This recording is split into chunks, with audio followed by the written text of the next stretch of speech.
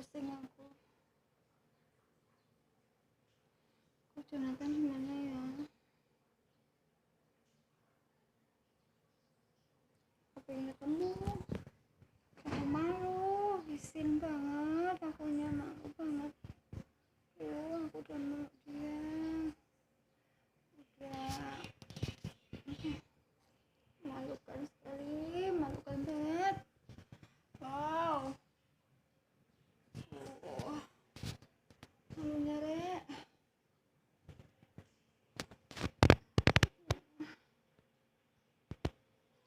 Aku pusing, aku malu banget.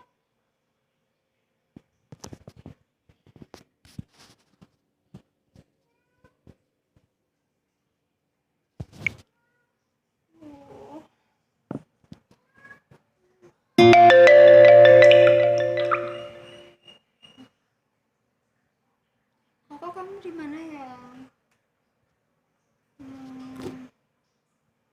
Kok bisa nggak ya kalau kita nanti keluar bentar aja? Gak usah lama kalian ya. 5 menit aja. Muter sini ambil ATM. Pusing banget, pusing. Ini mangkat. Pengen dia makan, mau muntah. Tidur, udah tidur, ngantuk lagi. Oke, kan? Kayaknya perlu ke dokter ya. Ke dokter. Aduh, harus tertawa ya. Supaya nggak stres ya, semakin kencang di sini tertawa. Kalau gigiku ini nggak bisa ketawa. Gigiku. Dokter, aku belum ke dokter. Dokter gigi ini ke dokter. Harusnya hari ini Senin ini ke dokter. Belum appointment, belum. Sebaiknya renang. Nggak bisa renang. Gak apa, kum aja dulu ya. Dulu aku punya ponakan kecil-kecil, Robert sama Andi itu kan keponakan kecil-kecil. Waktu omku itu di DPR, aku masih SMA kelas 1. SMA. Si kerucil-kerucil ini, laki 2 ini, ada satu lagi Trisya. Yang 2 ini nakal sekali, masih suka mbueler. Terus sampai aku sibuk partai. Omku juga sibuk partai. Nah si anak Sandra ini, Sandra kelas 1 SMA ini, Aspen ini terpaksa diungsikan karena nakal sekali, kata si mama. Daripada kamu ketemu si Boyke, kamu harus di ommu aja, diamankan, gak usah sekolah. Aku gak boleh sekolah sama mamaku, dikeluarkan sekolah langsung hari. Pokoknya sekarang Sandra gak usah sekolah mulai hari ini. Waduh, gak sekolah aku. Anaknya gak boleh sekolah. Terus aku bingung ya, pengen keluar, aku bete, pengen ketemu Boyke, pengen ketemu teman-temanku yang nakal-nakal itu. Aku nakal soalnya, nakal padahal. Jadi gini, tanggal 10 harus bayar SPP kan. Aku sama gengku gak bayar SPP, gak bayar, sengaja dipulangkan. Langsung aku sama Iman ya, Iman paling soge. Iman itu buangan dari Katolik Koresu, dibuang ke sekolahku Advent, dibuang deh. Itu kan buangan ya, kan naik. Jadi sahabatku, si Iman sing pintar matematika, aku jadi sahabatku. Terus tak jadikan dia itu teman apa ya, teman dekat, karena dia banyak duit. Man, kok duit wake, ayo kita jalan-jalan gitu. Ayo kata. Gak asik, Iman kan wakal banget, tapi pernah Iman itu nraktir kita, gak pelit tadi, males aku. Lalu gitu, tanggal 10 semua gak bayar SPP, konco-konco gak bayar, kok bayar ya? Ya udah bayar kan. Walaupun kadang-kadang gak punya duit emang, gak ada SPP gitu kan, kalau mamaku waktu kemana ya gak ngerti. Lalu gitu dipulangkan seneng, wes aku ke Mitra Malam Plaza 2 itu, atau ke tongkrong kemana gitu wes banyak koncoku wes ngerti, wes lagi perempuan banyak, termasuk Nani gue, Nani Triasi. Nah aku biasanya ke rumah Nani deh, Lampok itu, Lampok Asri. Aduh pusing, kangen Koko loh. Koko nanti kesini ya, atau kapan ya? ngambil uang koko, ngambil uangku, mau mau jualan. Bahannya sudah ada semua, tinggal aku start untuk ready. Bukan ready itu use ya, bukan ready untuk jualan karena kondisiku sudah enakan gitu. Walaupun masih ngantuk dan aku harusnya ke dokter Wijayanto untuk check up. Dokter Wit itu bukan dokter spesialis apa ya, kalau dokter bilang ini kalau ini harus ke dokter syaraf neurologi, mungkin di syarafku terganggu, bukan psikiater ya, neurologi. Aku pernah debat sama dokter Wit, tanganku kok kaku-kaku gini, kenapa? Kamu dokter ya, dokter syaraf? Dokter, saya nggak gila loh. Orangnya langsung pusing, langsung bete, sedikit bete. Sandra, bukan Sandra, kamu itu saya sarankan ke dokter neurologi, Sandra. Oh no, bukan Sandra. Kalau kamu itu ke dokter neurologi, bukan ke dokter psikologi. Tuh, pusing aku. Ketemu koko, aku kangen. Aku isin banget aku. Kok bisa aku tuh meluk koko, meluk ya, meluk, dan dia, aku nggak boleh cerita ya gimana rasa pelukan dia. Boleh, itu rahasia kita berdua. Pelukannya itu aku merasakan getaran indah, getaran cinta, getarannya wah gak bisa dikatakan dengan apapun. Semua perempuan yang jatuh cinta, semua laki perempuan jatuh cinta bisa merasakan getaran ribuan volt. Ada ribuan volt memasuki tubuhku. Ada rasa nyaman, ada rasa kangen, ada rasa gak ingin berpisah walaupun sedetik pun. Ada rasa, oh ya kemarin koko tak beliin semangka, bukan koko tak beliin sih, uang koko. Nah, beli semangka itu aku beli 2, maksudku buat aku 1, buat koko 1, sama coffee drink. Aku pingin sebenarnya coffee drink, tapi pernah cerita coffee drink, kopi ya nggak bisa aku. Ada ceritanya nanti aja, pusing. Nah, aku makan semangka di depan koko. Aku suka semangka. Habis jatuh 1 tuh eman banget, jatuh di tanah lagi. Coba jatuh di lantai lah, ambil walaupun 1 detik kan nggak apa-apa. Gak ada covid, biarin aja covid tuh, nggak mempan sama aku.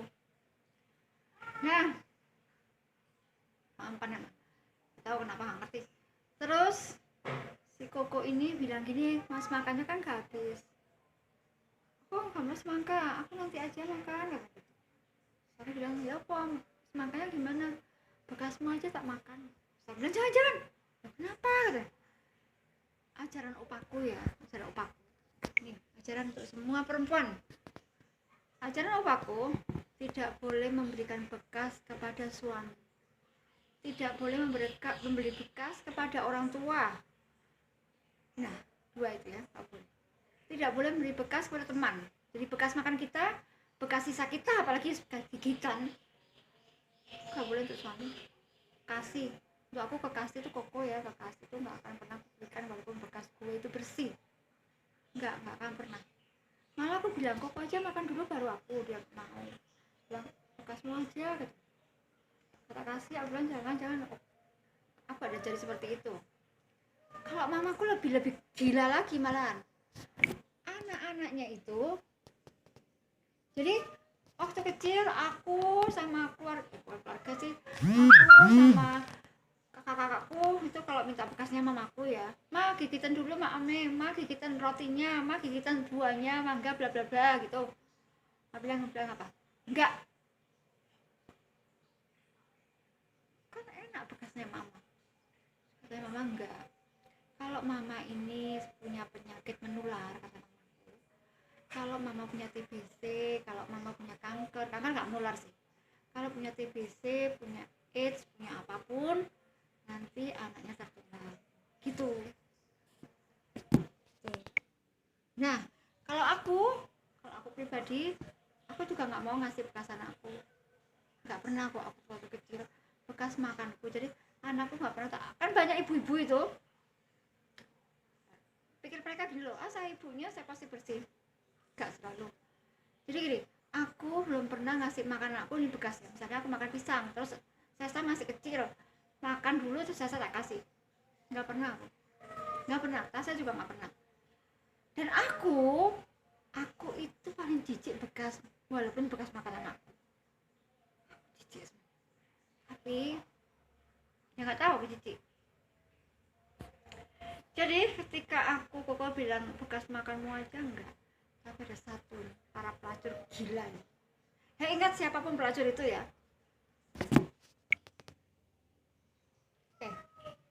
Tubuh yang masih mulus. Saya menjual. Untuk para pelacur, ada temanku pelacur ngomong gitu ya, dan ada seseorang yang dekat sama aku yang tuh ngomong gini. Apa tadi mas? Burung. What the shit? Kalau kamu sayang sama laki itu, kamu nggak akan hitung-hitungan. Laki-laki itu baik, kamu harus jaga dia, jangan sampai dia terluka. Kalaupun dia jalan sama orang lain, biarin dong, biarin. Kan kamu udah gak bisa melayani, udah gak bisa, udah tua, udah lepasin aja loh. Kalau saya jadi pelacur, gak bakalan sudi memberikan mens saya untuk para lelaki jomblang atau para lelaki yang butuh saya, atau para lelaki yang naksir aku, misalnya kau naksir aku, tak kasih aja apa-apa aku dari bawah vagina aku. No, ingat itu. Saya jijik melihat para pelacur itu yang memberikan, katanya kalau dukunnya tuh bilang kasih aja menstruasinya dikit aja di kopi atau di apa. Kau yang hati-hati kamu dekat dengan pelacur ya. Aku nggak tahu ya kamu naksir pelacur atau kamu dekat sama pelacur, aku nggak mau tahu sebenarnya. I don't care. Tapi ingat, kamu kalau sudah kena kopinya para pelacur atau siapapun yang dekat sama kamu dikasih bekas mensnya, bekas dari air kencingnya, kamu akan takluk 1000%. Itu kata dukun ya. Untuk saya jijik banget, gila. Kalau aku jadi pelacur, kenapa jadi pelacur? Aku pernah bilang gitu, aku nakal sama boyke, nakal. Jadi aku itu diajak, aku gini, aku tuh kan nggak boleh sekolah. Nanti ya, back durasi. Aku karena aku merasa nggak perawan, kata mamaku, kamu tak periksa kamu, dibawa ke dokter tentara tahu.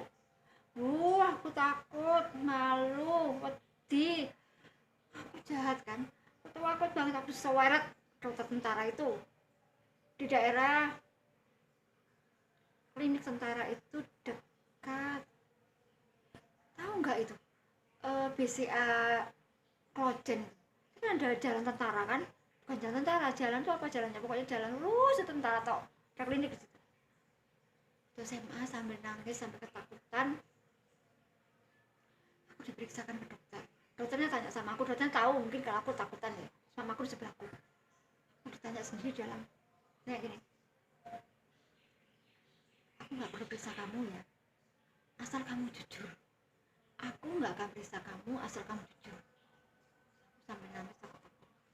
Dokter tuh mungkin udah mati ya, mati. Kalau udah mati pasti dia nggak takut. Dia bilang gini, kamu sudah dipakai pacarmu nggak? Aku bilang enggak. Jangan bohong, nanti kalau tangan saya masuk di area kamu, saya bisa tahu kok kamu dipakai sama lagi, kamu diperkosa, kamu kena benda tumpul. Benda tumpul itu benda tajam. Jadi perawanmu hilang itu saya tahu karena saya medical, saya dokter. Dan saya tahu kamu itu karena saya juga psikologi. Aku tetap mengatakan enggak, aku nggak diapa-apain si Monica. Aku bingung kenapa aku bohong, aku takut masalahnya. Jujur aku takut, bohong aku takut, pasti aku pulang dimarahin lagi. Udah, kamu tak periksa saja karena kamu nggak mau kata jujur. Sebenarnya kalau kamu berkata jujur, aku nggak perlu masukkan 5 jariku itu ke kamu. Aku diam aja, linglung rasanya. Jadi ketika dokter itu memakai, jarinya gede loh jarinya, dan aku masih, ya aku kan belum melahirkan. Aku sakitan. Kamu sakit karena kamu nggak mau jujur. Coba kamu nggak juta, coba kamu jujur, aku nggak perlu masukin jariku. Ya aku sampai balik lagi ke kamarku, aku diem, ya sambil nangis namanya. Bu, anaknya sudah dipakai lelaki memang.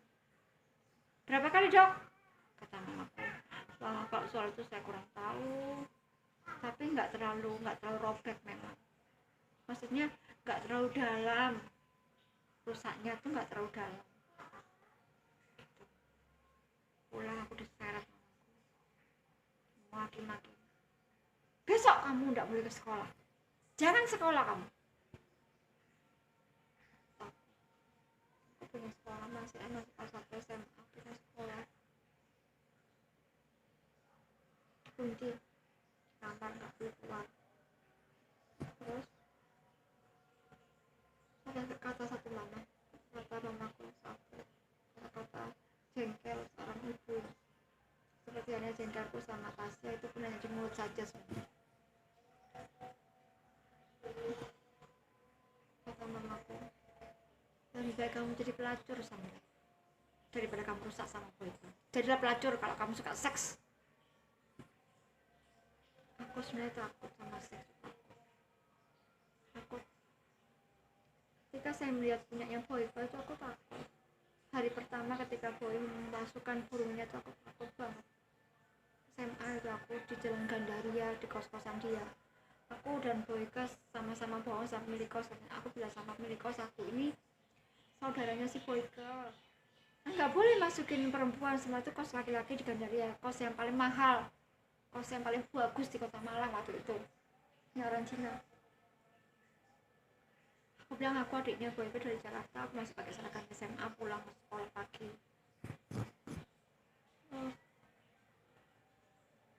Gandaria berapa itu ya, kos-kosan yang paling mahal bagus, kosnya tuh bagus banget, kos laki-laki doang. Nah, aku masuknya pagi di sini kamar Boyka tuh mau manggil aku takut banget. Aku bilang gini, ini kok panjang dan besar ya, aku takut sekali, ini aku kecil, aku nggak mau. Aku bilang gitu. Gak apa-apa kok, nggak sakit, kata Boyka gitu. Enggak, aku nggak mau, aku pengen pulang. Gak bisa, kamu gak boleh pulang pokoknya gitu. Nah, pemerkosaan sebenarnya, aku takut. Ketika dia mengeluarkan itu, punya dia udah tegang banget, dia memasukkan. Aku bilang jangan, aku takut. Nah, ketika sudah masuk di daerah vagina, belum masuk, belum masih di ujung, aku udah dorong dia, takut banget. Dia bilang si Boy, kamu mungkin karena udah terangsang banget. Dia bilang gini, aduh, kalau tahu gini enak sama pelacur. Dia bilang gitu, gila gitu. Saya tersinggung sekali.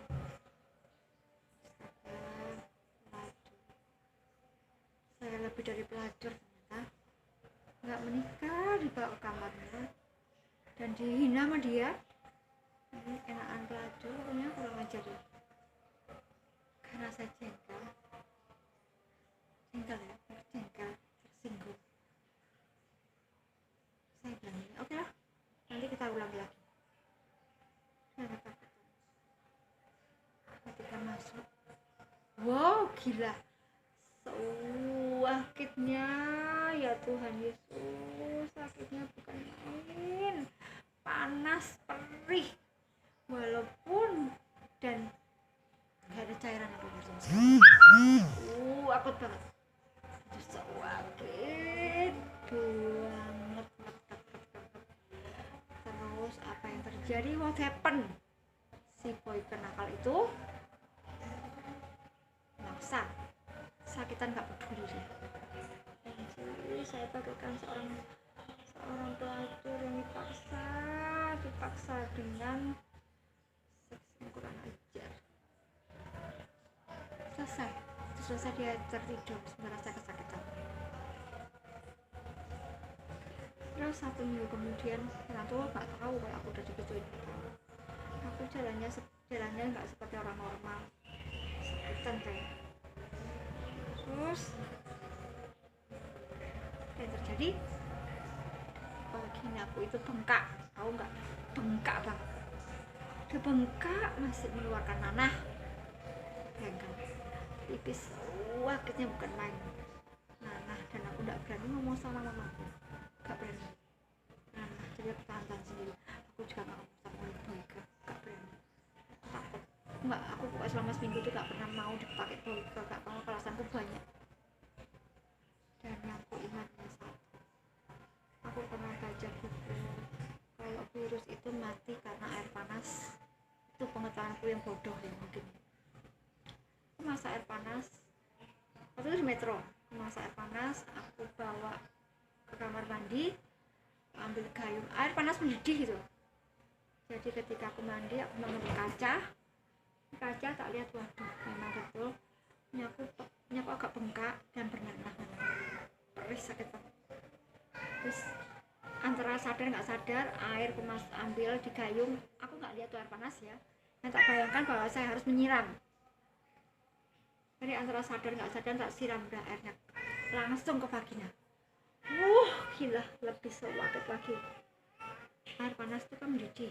Memang sih aku nggak nunggu mendidih dari kompor, itu bukan. Tak taruh di gayung kan agak sedikit mendidihnya, memang mendidih tapi nggak mendidih banget kayak di kompor gitu loh. Tetap panas. Apalagi vagina tuh sensitif. Siram sakitan. Di ember juga semakin agak panasnya berkurang. Tak siramkan terus sampai habis dan tambah bengkak. Vagina aku tambah bengkak. Mau pipis juga sakit banget. Dan ketika malam hari aku nggak mau minum, siang sampai malam nggak mau minum, aku takut pipis karena sakit. Besok paginya sudah mendingan, jadi bengkaknya udah berkurang, cairan putih-putihnya juga udah berkurang, udah lumayan. Hari kedua, hari ketiga tetap air minum tak kurangi karena aku takut sakit kalau pipis, walaupun udah gak sakit sebenarnya. Besoknya aku pipis ya, karena tetap harus pipis kan, gak mungkin gak pipis, walaupun minum dikit atau gak minum pasti pipis, karena aku makan, ada saya udah apa kan pasti berupa cairan nantinya. Hari ketiga sudah normal, udah gak ada keluar putihan, dan aku gak berani ke dokter sama sekali, gak berani. Terus kayaknya kalian ya, kalau perempuan nakal, kalau kita anak bersih, kamu dapat om nakal, siap-siap kamu nakal.